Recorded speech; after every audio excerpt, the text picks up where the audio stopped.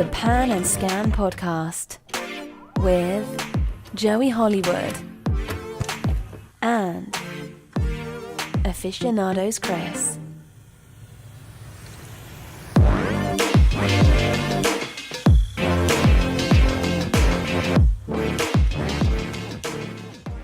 Hello and welcome to Midnight's Haunted Drive-In. That's what? No, wrong show. wrong of several shows. Welcome to episode 5, 4. Which one are we on? Okay, so we did episode 0. That doesn't count. Episode 1 was the movies we wanted to see. Mm-hmm. The second one The Tick? Yeah, that sounds right. So we're on the 3rd episode. Are we? We'll roll with it. We'll fix it in post. No, we won't. Okay, you won't. What are we talking about today, Joey? Well, today we are talking about Godzilla. My favorite subject ever, and how we first met. Yeah, basically, I remember my whole life I was like the Godzilla guy. People had questions about Godzilla. I knew them, and so I thought I was, you know. You thought you were king. Yeah, I thought I was king until I met you, and then you're like, yeah, I know the names of the giant spider. The fact that you have to say the giant spider is the first problem. Yeah, I don't. He's the big spider. Kumanga. Kumanga's his name. Or Spiga, depending on which film. Yeah, like where I think I was just more into, like, I don't know, I just enjoyed watching them, and I knew about them just because amongst my friend group I was the guy who watched Godzilla movies. But then you like lived, breathed, and slept those movies. Indeed. Breathed the atomic breath that he had. Godzilla's probably the epitome of nostalgia for me because I got into him really, really young. Because I think around that, I guess it was the perfect time, because around the 90s, there was kind of like a resurgence of interest in Godzilla.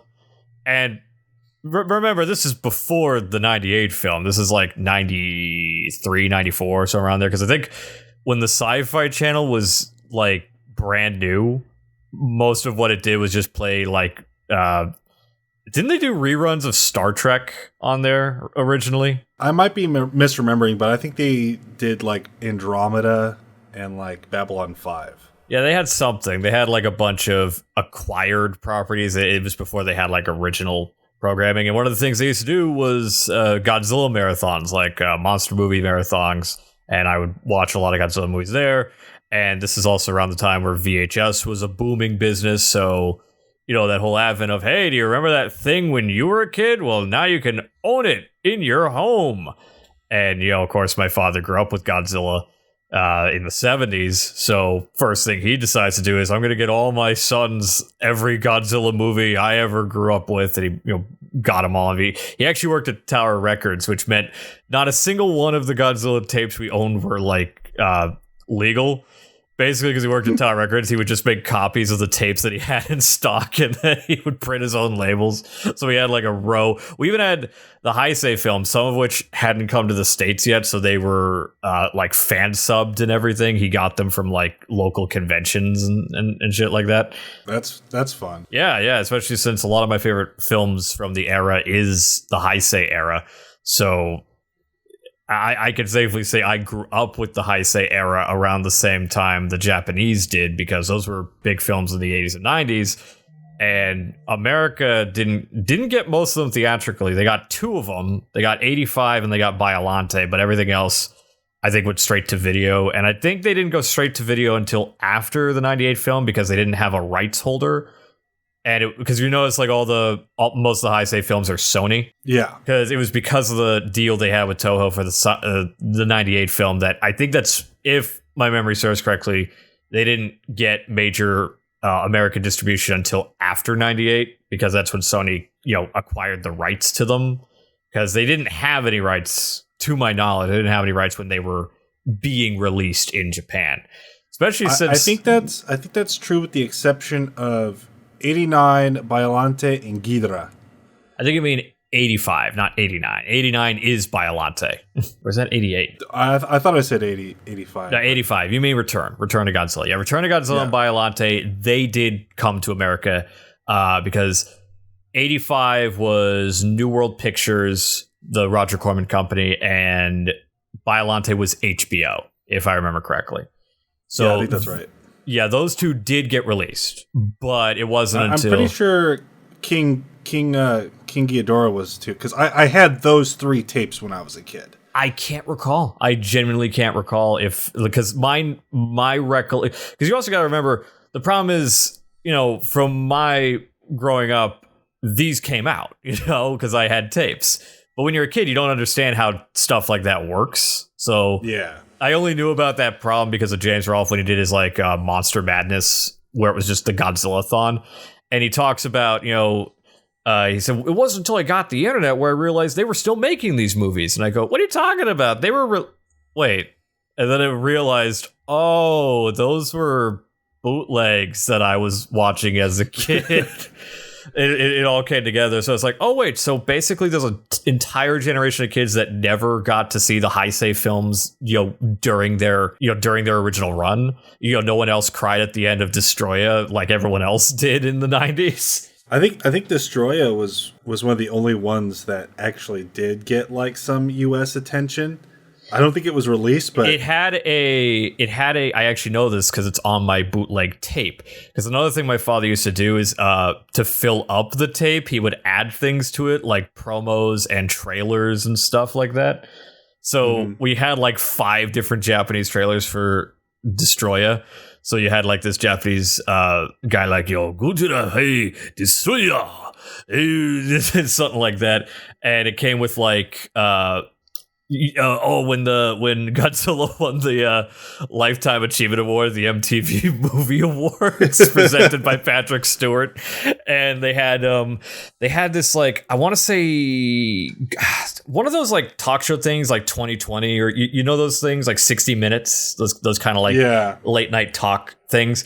They had one of those talking about Destroya. It was all about like, oh, it's the end of an era, Godzilla will die. Like this was a big deal back in the day that, oh my God, Godzilla's gonna die at the end of this film. It's the and the whole thing was just a tie-in because at the end, like, and coming in 1998, Sony will be well, actually they said TriStar, but TriStar will be producing their new Godzilla movie. We saw nothing. Like, they showed us no footage.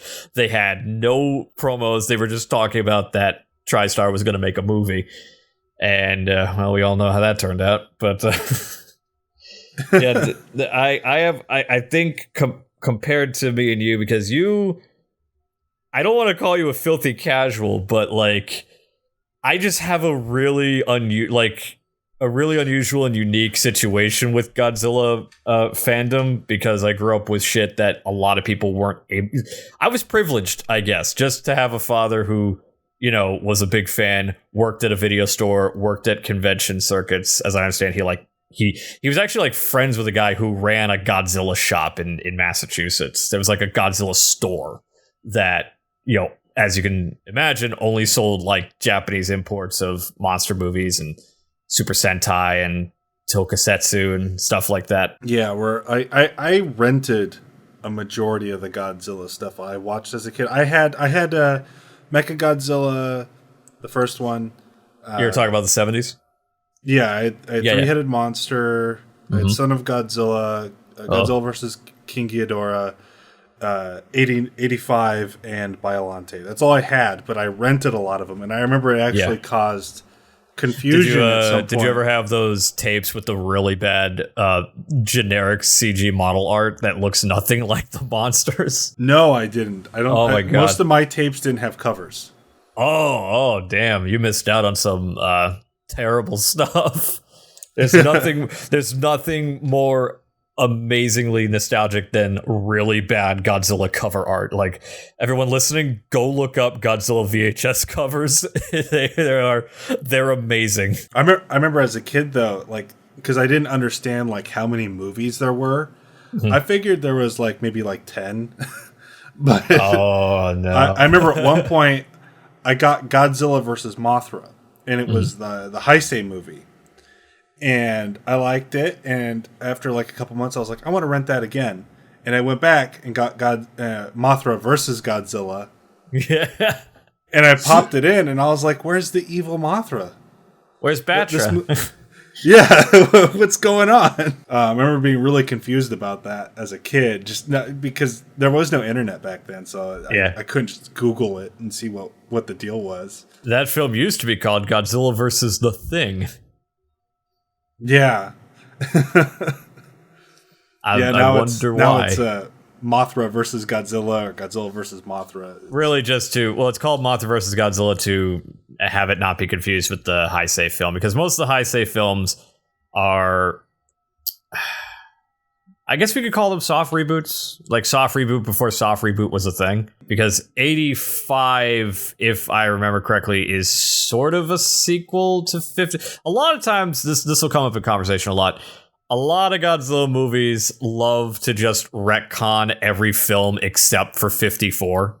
Like, the Millennium film is full of films that are just a retcon, and it's ridiculous. In fact, it kind of, for me personally, it kind of ruins my enjoyment of the Millennium films. I like a few of them, but I never am like, oh, I gotta rewatch Godzilla versus Megagyrus or Megagyrus. I always forget how that one's pronounced. Yeah, that's my problem with the Millennium films too. Is just they're all a direct sequel to the 50s movie. And Tokyo SOS is really good.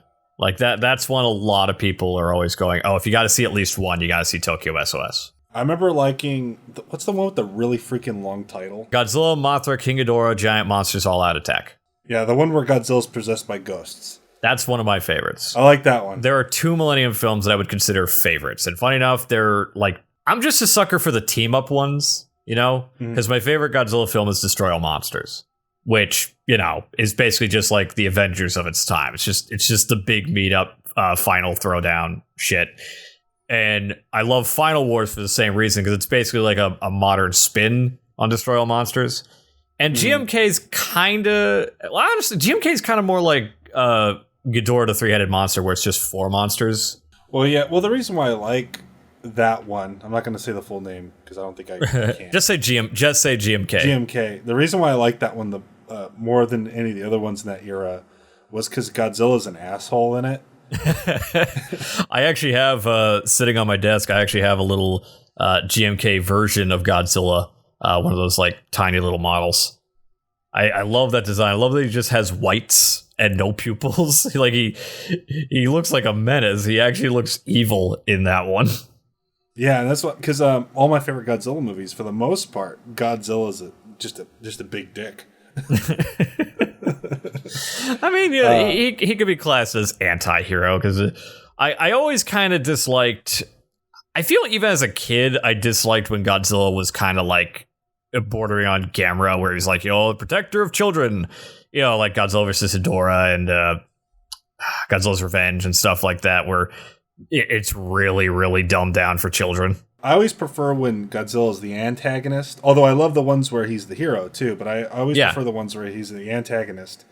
And I think that kind of brings me to the 2014 movie, because I feel like they really balanced the kind of antagonistic things from like Godzilla 85 and Biollante and those ones, with Godzilla being the savior of Earth.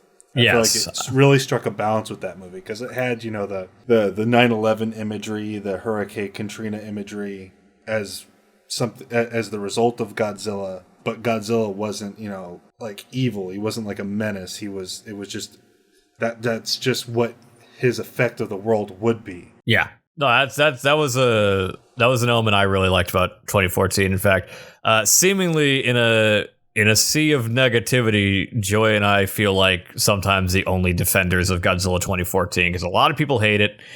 Maybe hate's a strong word. A lot of people were disappointed with it, which I honestly I can't subscribe to that belief, simply because I have read people going as far as say, like, oh, the new film, and this is meant to be a compliment to King of the Monsters, where they say, I read somewhere it said King of the Monsters makes Godzilla 2014 look like Godzilla 98. I'm like, okay, first and fucking foremost, don't go that far. Because I can barely sit through the 98 film. I have seen the 2014 film quite a few times, and I still enjoy it.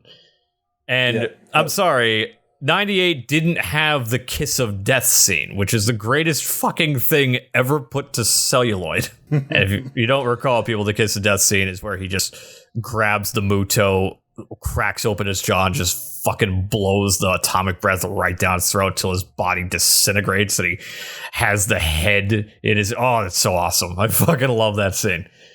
Everyone always complains that he has little screen time, but what little there is, it's awesome. I feel like the people that are complaining about the little bit of screen time, they've never sat through King Caesar's, Awakening song twice, Isn't that song like 4 minutes or something?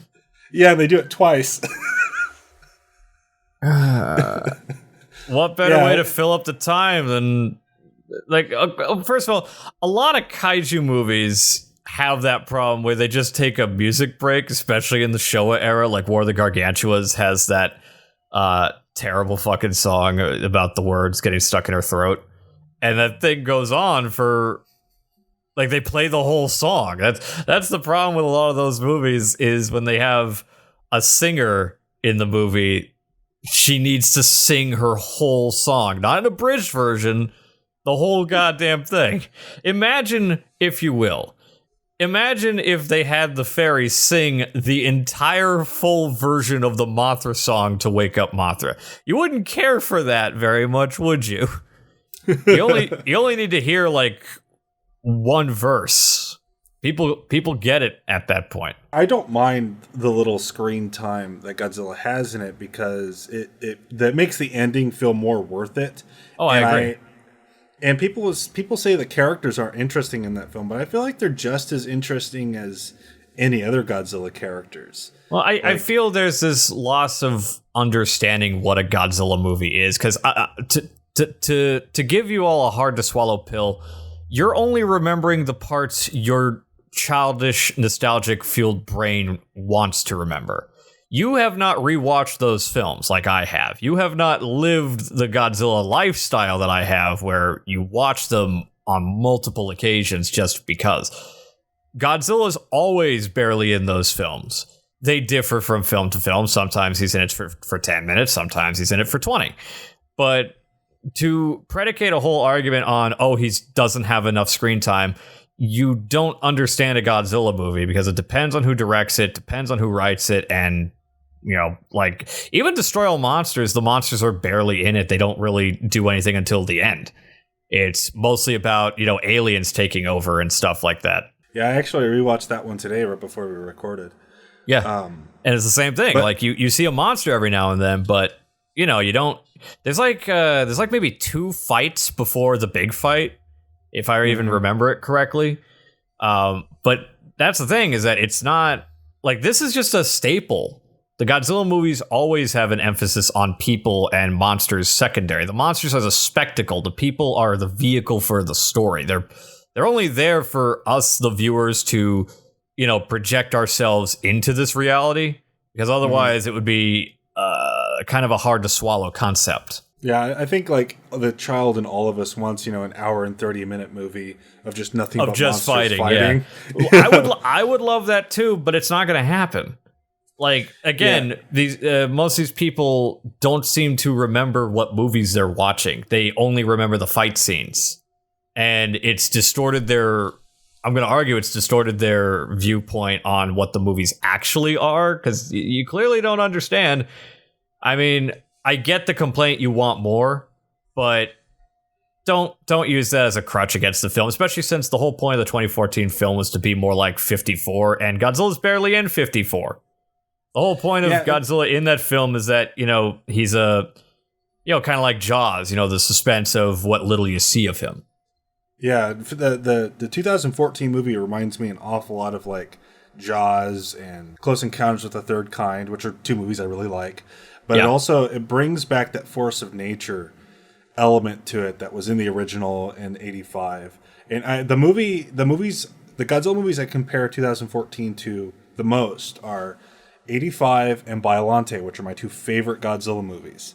Mm-hmm. I feel like the Heisei era did the character stuff as well as you possibly can, and I think that translated over into the 2014 film, where I was actually engaged with those characters. I didn't care that... What was the actor that... the dad from Malcolm in the Middle? What's his name? Bryan Cranston. The guy I want to play Kolchak.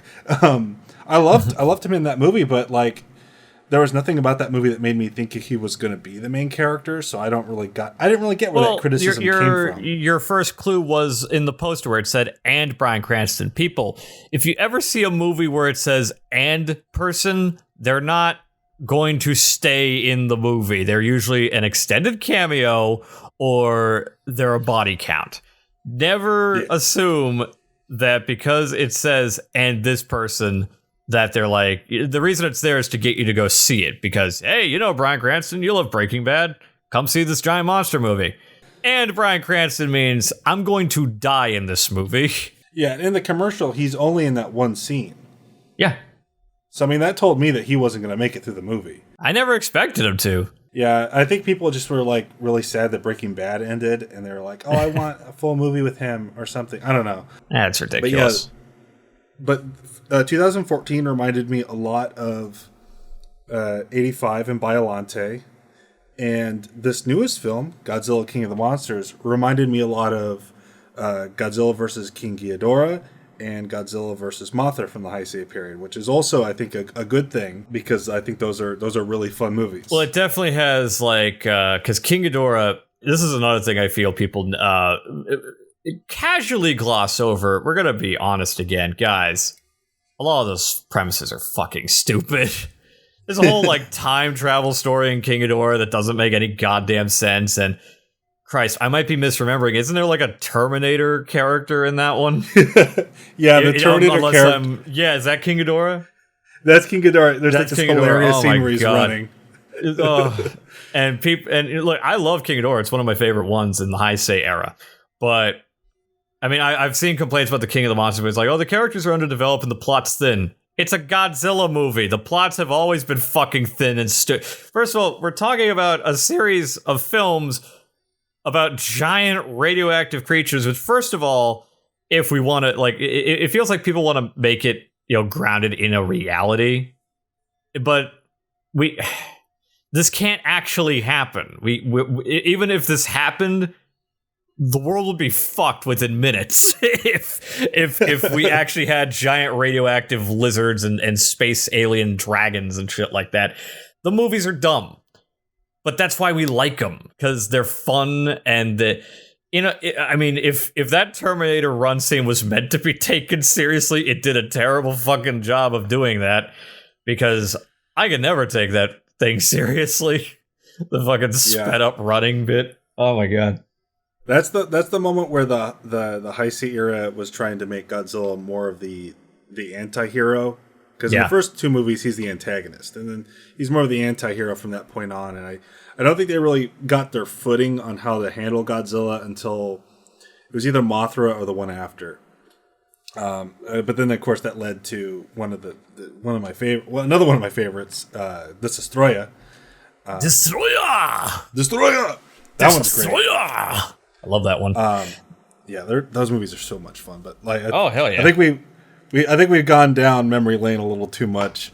I don't think we've gone down memory lane enough. Dude, I think there's we a could lot talk of ground to cover there. Yeah, dude. I remember we wanted to make a whole episode of the show just on that. Yeah, but I don't know. Do you want to make this into like a two-parter? We just reminisce for the first part, and then the second part. I think what we talk about is very important. Once we get to King of the Monsters, because I think the general consensus is audiences love it, critics don't love it. But as I will say, who fucking cares? Like, look at any Godzilla movie on Rotten Tomatoes. Fucking Final Wars has a Rotten Tomato meter. Who gives a shit? Critics have never really liked Godzilla movies. What's his name? Roger Ebert, the only movie he liked was Godzilla versus the Smog Monster. Roger Ebert famously hated 85, yet he had a poster of it in his office for his entire life. You can see it in the background of the opening for At the Movies. Roger Ebert was a hack. Anyway, moving on to... But yeah, I really enjoyed this new one. I think I had more criticisms of it than you did, but I think we both loved it. Yeah, but I think your criticisms are a bit petty. I mean, sure. I think at the end of the day, all that matters is that I enjoyed it, Yeah. Well, to me, that's the only thing that should matter when you see a Godzilla movie was it fun? Yeah, I had a great time. Then that's all. Like, I don't know. Like, I've been reading as a critic, or I think speaking for both of us, because I consider myself a critic, because I wrote for print back in the day, so I can at least say I've had like modern journalism experience. I don't recall what your experience was, if any, in like film criticism. I had a YouTube channel. Okay. Well, the point, I value your critiques, kind of thing. Like when you talk about something, I listen. You know what I mean? So, like, I feel there is a great disconnect. Like, I know it's cliche to say, like, oh, critics are out of touch. I don't think the problem is that critics are out of touch. I feel that there is a how do I put this? Like, to take another film as a great example, Detective Pikachu. And I mention this because some of the negative reviews I read didn't make any sense to me, because, like, I read one that was just, it felt like Gene Shalit wrote it. And first of all, whoever took Gene Shalit seriously as a critic? Like, come on. The man who famously signed off his review of Brendan Fraser's Mummy with, "It's a great film for kids, dads, and especially mummies." Like, god damn, that man was just the epitome of cringe. And reading some of these reviews for Detective Pikachu, one of them, like, you get that sense of, yes, I am proud of what I just put into the world. And it was just such a horrendous, like, it was full of bad puns, like, like Hillary Clinton level bad, where they wrote something like, instead of Pokemon Go, it should be called Pokemon Don't Go. And I'm just like, oh my god, oh dear god, you are a paid writer for some fucking newspaper to write a review, and you come up with that. You spent a weekend coming up with that. If I ever become a hack, I hope I'm that level of hack. That's your end goal, to become a hack critic. I mean, I don't want to be a hack critic, but if it has to happen, I hope I go that direction, because that's amazing. But like, I hate to be that guy, but sometimes, like, look, maybe a 60-year-old man should not be writing reviews for things like if you no longer have fun in your system, you know what I mean? Like, Leonard Maltin, I always get a sense of he enjoys what he does. I disagree with him a few times, but I've always admired him because he still has that, like, childish wonder of going out and seeing a movie. And he loved the 2014 movie. So, again, I will disagree with him sometimes, but for the most part, he doesn't feel curmudgeon-y. And a lot of the critics reviewing this stuff feel like they just forgot how to have fun. And my every time I ever reviewed a movie on YouTube or whatever, I always went at it from the perspective of, what did they want to accomplish with this movie? Exactly. And did they accomplish it? Exactly. That is omni-important. I am so glad you brought that point up, because, I think that's kind of how we became friends, is because with the We Live film community, I was the guy, like, I gave positive reviews to movies that everyone else hated. Like, God, what was one that, like, everyone fucking hated? Need for Speed, I remember, was one. Yeah. I loved Need for Speed. And for the same reason, like you said, is like, well, what was the goal of the film? What were they trying to accomplish? And first of all, Need for Speed is based on a game with no fucking premise. It's a racing game. Yeah. Well, guess what? The movie has racing. It accomplished that. And I thought they did a great job as far as an adaptation. And for, it radiated that kind of like Vanishing Point, 1970s grindhouse feel, which I really liked. And I enjoyed the movie. But no, everyone was like, oh, it's a piece of shit. It's like, it was fun. I never saw that movie, but I remember the criticisms of it were, like, really stupid. Like, oh, the main character's too short. Like, what? Hold on. Like, as in he's height-wise too short? Yeah, it was like... What the fuck kind of criticism is that? I don't Tom know. Cruise made a career and he's fucking short as shit. What the fuck does that have to do? What? Well, I remember, because you brought up Pokemon. I liked Pokemon. Yeah. But like one of the things that the criticisms I had for it was that female character. I don't remember. Oh her no, name. yeah, I didn't like her very much. She was. Oof. I felt like she was distracting, and all that she brought to the movie was really unneeded. But I still enjoyed the movie despite that, you know. And I feel like I have similar things with this new Godzilla movie. There's elements of it that I don't like, but I don't feel like it took away from the movie to the point where I didn't like it. Sure. Yeah, like, I mean, if I wanted to look at a Godzilla movie with a critical viewpoint, but I just can't. I can't look at a Godzilla movie from a critic's point of view because that's not who I am. I go to a Godzilla movie for you know, the fun. I don't go to it to look at like, okay, did this stimulate my senses? Like, am I going to be smelling my colon later today afterward? Fart sniffers? Yes, that most of these critics are fucking fart sniffers. Every time I read some of the reviews for Detective Pikachu and Godzilla that were negative, I just all I could think of in my brain is like, how does the inside of your colon smell? Well, when I going into King of the Monsters, I only wanted 3 things. I wanted Godzilla's theme song, I wanted the military theme song, and I wanted the Blue Oyster Cult. And you know what?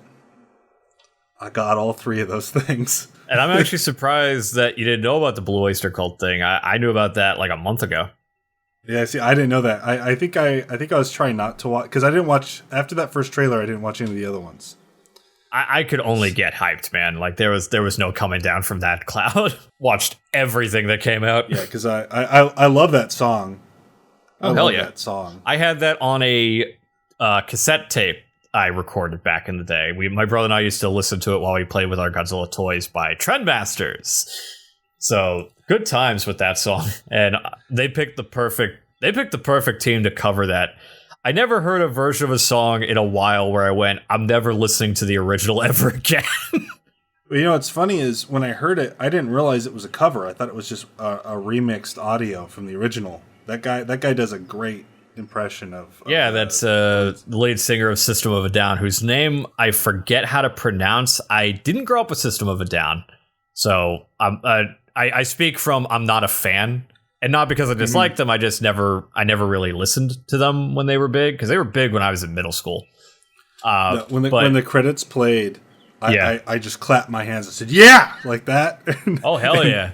These people looked at me like, "What are you talking about?" And I was like, Blue Oyster Cult, motherfucker! That's how you do it! There's something about the Blue Oyster Cult, Deep Purple, and AC/DC that, like, I don't know, it gets my heart pumping in a way that I can't describe. Made better by the Japanese drums and chants, man. Like that's a hell of a cover. Yeah, it's great. If you guys haven't, go listen to it. It's on YouTube officially. Water Tower Music. Go look up Bear McCreary, Godzilla. You'll find it. That's another thing. The music in this film is fantastic. Not just the fact that they, got the rights to use a couple of Akira. Oh shoot, how's his last name pronounced? Ifukube? Christ, I don't remember. But the original Godzilla composer. The kaiju fans are gonna have me for lunch. So the fact that they got the rights to a couple of songs is great, but it is an amazing score, and I'm glad they gave it to Bear McCreary, because I only knew him for Walking Dead and embarrassingly the Angry Video Game Nerd movie. And the fact that you can tell that, like, what I loved about King of the Monsters is having the team of Doherty and McCreary. It just radiates that, two boys who grew up with those films, and this is like their dream job to finally be able to do a Godzilla movie of their own. And that kind of love, really resonates with someone like me who, played with Godzilla toys in their backyard, hoping, one day I'm going to make a Godzilla movie, and never being able to. But Christ, do I get that, real joy of seeing people who, have the same situation as I did. They grew up with them. They clearly watched the movies, played with the toys, and jammed out to Blue Oyster Cult. And it really shows. Like that film is a giant labor of love to everyone that loves Godzilla movies. I had a blast watching it.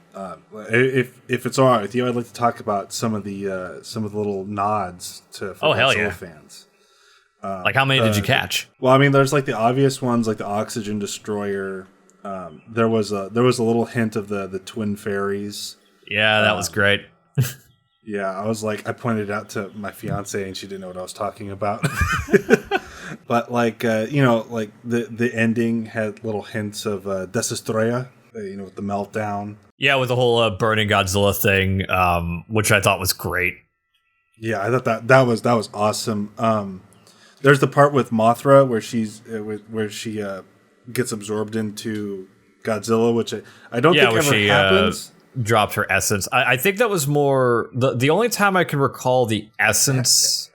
That happens to King Ghidorah, I think. The whole thing about not a foe, a friend of Godzilla giving their essence to him in battle. It's a tradition. The ones I can recall, Fire Rodan does that in Mechagodzilla 2. And if I remember correctly, Mothra does that in Final Wars, if I'm not mistaken. So it's kind of an old tradition. I like that they kept that. I also like that they don't explain it. Like as I recall watching the movie, they don't have there's certain elements where they don't explain what's going on. And it's just a pretty scene. Yeah, exactly. Like, it doesn't need a cut back to the military, like, oh, what's going on there? And, explain, like, dropping the Mothra's giving his essence to Gojira. Or like, the fact that they just left that scene alone, I thought was great.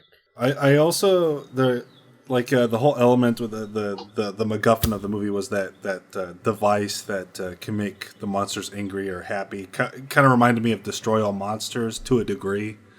Well, the whole science element of the film felt very much like King Ghidorah, with how complicated the plots can get. In fact, didn't they have? They had like a plot in Godzilla 2000 where they have like a news team that's trying to build a device so they can like predict Godzilla attacks as if they're hurricanes or something. Yeah, I think that is 2000. Yeah. So the thing is, there's bits and pieces that are like borrowed elements, but they're not straight up nod. Like, if they are straight up nods, then they're really, really clever. I know there's like fans that have found shit that's like really, really obscure that, my father and I were actually like watching with hawk eyes, hoping to, grab something that we missed. Like that scene where they were going through the Orca's files, like, oh, these are all the Titan names, and half of them were like, what the fuck is that? Because those are some of the new monsters, which turns out, I looked them up, they're all named after like Greek mythology and stuff like that. So it's actually really, really clever. Titans. And before people complain, because I feel like I haven't seen, but I feel like there's people already complaining about the new Titans, the kaijus. And I think they were fine. Oh, I like them too, but here's the thing that people don't seem to understand. Toho were a bit of bastards when it comes to licensing, because the way it works is every single kaiju is subject to its own copyright and its own license fee. And basically, it costs a lot of money just to license Godzilla. That's why in the original 2014 film, people complained, why didn't he fight another Toho monster? Because they couldn't get the rights to one. They could only afford Godzilla himself. And that's why we have the Mutos. I was really hoping Anguirus was going to have a small cameo. That would have been great, but I really wasn't holding my breath. A lot of people wanted to see Gigan, and I would love to see a legendary version of Gigan. I think that'd be a cool... because Gigan just has a great design, and I would really like to see how they would implement that in a legendary film. I'd be lying if I said I didn't kind of sort of hope for Anguirus to show up just because. But I wasn't holding my breath, because as far as the press release had said, they were only able to get the rights to the main four, which is really all you need. You only need Rodan, Mothra, King Ghidorah, and Godzilla. You just need those four. Yeah, and it was my favorite version of Rodan too. I agree. Rodan. Yeah, and I like that it's Fire Rodan, but they don't give him the third horn. they keep the two horn thing that he's had in most iterations. Yeah. Also, I love that they didn't, like, I was actually terrified that I was going to have an Admiral Akbar in Last Jedi situation where don't you fucking dare kill my favorite character. And I had a like mini heart attack during one scene where with the stinger. I was like, no. But then the ending comes like, oh, okay, thank God. I want to see him in other films. I loved Mothra in this. I kind of hope that once Legendary has to give up the rights to Godzilla, they make some Mothra movies. I would genuinely love to see solo films. Like, I would love to see a Mothra film, a Rodan film, prequel films that show how Monarch, found them and captured them and shit like that. Although the end credits implied, I'm just gonna speculate here. I don't think Godzilla vs. Kong is going to just be Godzilla vs. Kong. Like, I don't think they're the only ones. That's what I was saying to you earlier, and you disagreed. I don't think it's going to have. Well, no, I disagree. I disagree with your notion that there won't be a definitive winner. I think there will be, because I know you constantly say, "Oh, but Freddy versus Jason," they said that and they didn't do that. But I don't know. I just have this gut feeling that as a tactic to keep the rights, it would make sense to make Godzilla win. Because look, they don't need Kong. The only reason we have Kong is so we can have that fight, which we all want to see. But I have a hunch that Legendary really wants to keep the rights to Godzilla. Like, they want to make other Godzilla films, or more so make other like kaiju films with Godzilla monsters, like we said. So the only way I think they could please the Toho executives would be for Godzilla to win. Yeah, well, that's true. I think we're on the same page about the other one, though. I think it's going to end with Mecha King Ghidorah. If the post-credit scene is any indication, definitely. At the beginning of this, I'm going to put a spoiler warning. That's a good idea, but I would really like to see Mecha Godzilla. I would love to see Mechagodzilla. I know this is a very fanboyish speculation, but just to tie it in with Pacific Rim, have it be like the mechs are, like beta technology for the Jaegers later on in the future. Like, just have like a tiny little Easter egg. You don't have to like completely, you don't need to bring in Idris Elba or anything or Charlie. Although Charlie Day would be fun if he was in one of the movies. But just to have that tiny little Easter egg, I think that would be neat. But I think, because given the end credits, Rodan's still alive. There's a second Mothra egg. So there is? Did I miss that? Yeah, you missed that. There's a second. One of the newspaper clippings mentions a second Mothra egg. So okay, yeah, so good. Rodan's still alive as per the ending scene, and there's a second Mothra egg. So if I was to wager, perhaps because obviously the whole point of Godzilla and Kong is a fight for dominance for the title of king, because King Kong, king of the monsters, that's the whole point, the battle of the kings. And my speculation, this is, if I'm wrong, you can use this as evidence to yell at me. My speculation is Godzilla will win the fight. It'll take place on Skull Island, which is at this point this universe's Monster Island, because another thing they mention in the post-credit scene is that a lot of the Titans are moving over to Skull Island, like some of the crazy ones, like Behemoth and stuff. The new ones. They apparently converged over to Skull Island after the first fight. So yeah, my speculation is the fights will probably mostly take place on Skull Island, and it'll be like a round one, round two, like throughout the film. Some rounds King Kong might come out victorious, other rounds Godzilla will. Then there'll be a final fight where I believe Kong will have the aid of the other Titans, whereas Godzilla will have the aid of Mothra, Rodan, and hey, if we're lucky, maybe another Toho monster. Maybe they can secure the rights for just one more. Maybe Anguirus. I would like Anguirus. That would be great. Anguirus was on Skull Island the whole time. That'd be fun. That would be fun. There was one. I guess we call them Titans now. We don't call them Kaijus, but There was one that I really liked. He looked like a sloth, and he had that's Behemoth. He had tusks. Yeah, Behemoth is his name. He's a I really of all of them, I really liked his design, and that was a really fun because it was so unusual looking. I wanted to see more of it. Well, because that was the thing is that people complain about the Mutus are unoriginal looking. It's like, well, now we have a movie with, I will argue, Toho level design of a crazy looking kaiju because he's such an amalgamation of crazy shit. He's part mammoth, he's part sloth, like, and I like him. I thought he was cool. He stood out to me.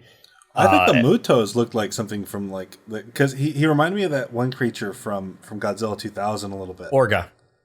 Or I thought he looked kind of like that, so I thought that criticism. Well, let's not get into 2014 anymore. We'll defend that movie till the end of days. I mean, all we've done is talk about how much we love King of the Monsters. You haven't even, for the most part, mentioned your minor critiques. Wasn't one of them you really didn't like the white-haired scientist guy? You didn't like him. Yeah, I didn't like the white-haired scientist guy, and I didn't like the assistant with the big nose. They felt like they were straight from the Roland Emmerich movie. Like they just their lines were just I don't know. They honestly, I get where you're coming from, but I don't know. I like because there are Roland Emmerich characters. Like there are only two characters in the Roland Emmerich film that I actually really like, which are Animal, the Hank Azaria character, and I like Jean Reno. Those are the only characters in that film I enjoy watching.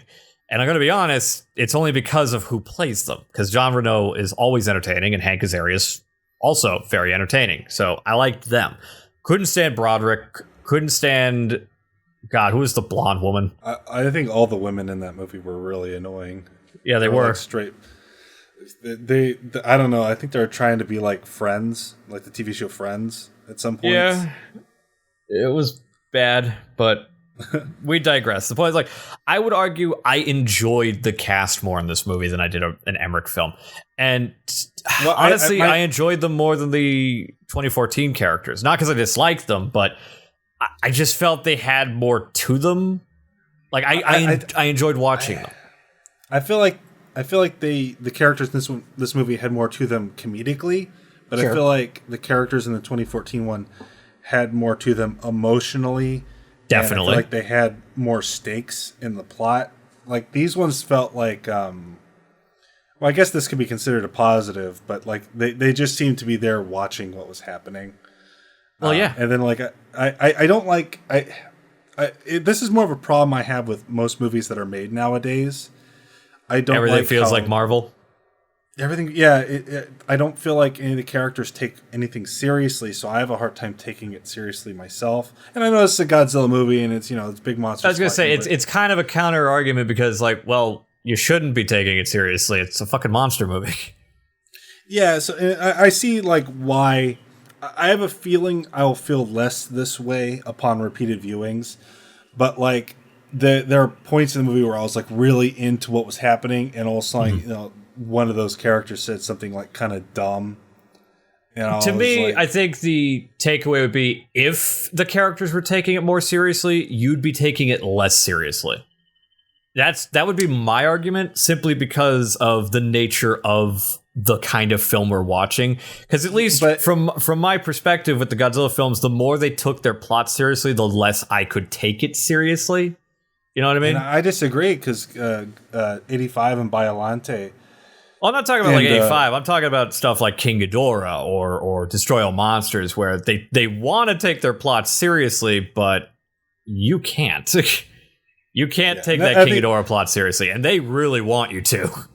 And that's why I said this movie reminded me more of King Ghidorah, where the last one reminded me more of 85. Right. But I mean, still, that's a very minor complaint because I still I praised it for 25 minutes. Something like that. I'm only just now getting. But the other thing I didn't quite like about it was the sense of scale. I think was accomplished a lot better in the 2014 movie, and I think they accomplished that by having the monsters mostly seen from a human point of view. And I think that really helped with the sense of scale. I don't know, there's those scenes when they're down on the ground and they have those crazy, undershots to really get the scale of what's happening. So I don't know if I would agree with that. Well, I think like when it did happen, it was awesome. Like the scene where Rodan's flying and people are getting sucked up. Like that was some of the best imagery. Oh, that was great. But like towards the end, I was hoping for a Am little I the bit only? more. Am I the only cynic that was actually thinking that the little Mexican kid was going to get blown away? I was kind of hoping for it too. You were hoping, oh no. I was like, man, if this movie, because that would have been on par with that one guy who thinks Godzilla recognizes him and then just gets blown away. Yeah, that would be on par with that moment. For me, anyways, I would be like, yeah. That's another thing is that I talked about this with my old man when we saw the movie. Is something I really appreciate about these films that I never took into consideration back in the day. People are fucking dying. You know what I mean? Like in the original films when like shit collapsed, like you would have those scenes where like you'd show a civilian and like the building they were in would crumble and they'd be under the rubble and shit. Like there would be scenes showing like the effect the monsters have on the civilians. Mm-hmm. But I don't know, when I was a kid, I never thought about it too much. Like, oh yeah, that person just got fucking crushed to death.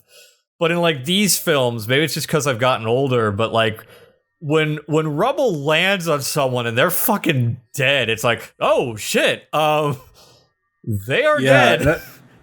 And like it really, no pun intended, there's some weight to it, you know what I mean? Like you really feel the destruction. That's like with GMK, where like when Godzilla is just blowing things away, there are people in hospitals that like can't get out of their wheelchair, and Godzilla just kills them because he's a dick. The title of this episode is Godzilla's a Dick Sometimes. I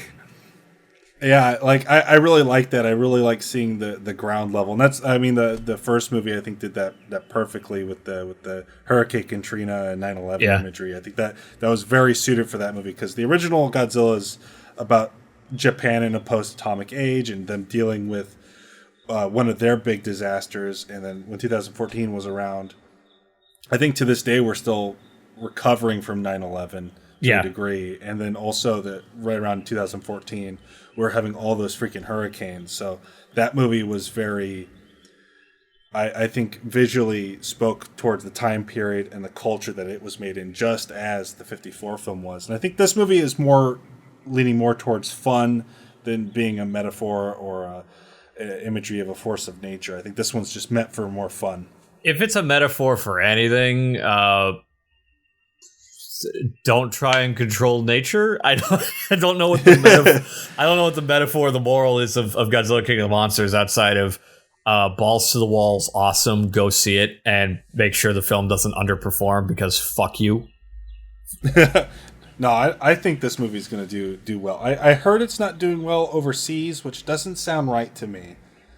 There's something wrong there. That can't be right. Yeah, I feel like don't quote me on that, but I read an article saying that, and as I was reading it, my bullshit detector was kind of going off. I saw an article that said something like, Godzilla brings in a disappointing 19 million Friday opening. I'm like, that's just Friday. It has a whole fucking weekend to make more. Like, for people are under the impression that a film bombs if it doesn't make like 50 million the day it comes out. It's not how that works.